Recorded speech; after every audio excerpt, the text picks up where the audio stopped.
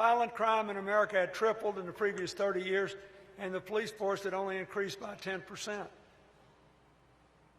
So we put 100,000 more police on the streets so they could be tied to the community.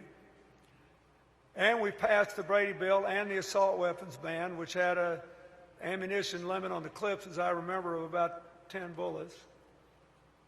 And we passed funds to give people something to say yes to in the after-school hours, not just to say no to.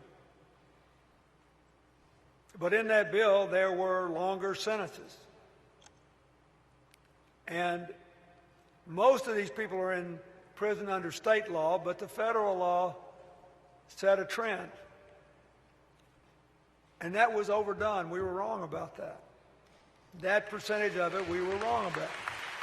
So the good news is we had the biggest drop in crime in history and the first 8-year decline in crime in history. The bad news is we had a lot of people who were essentially locked up who were minor actors for way too long.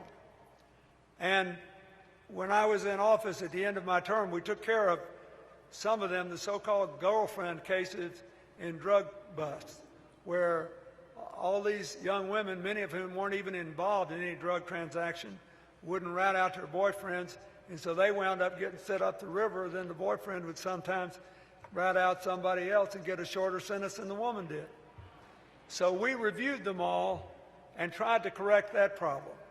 But the larger problem is the one President Obama is now trying to address, those people who just have sentences that cannot be justified by their length compared to what they did.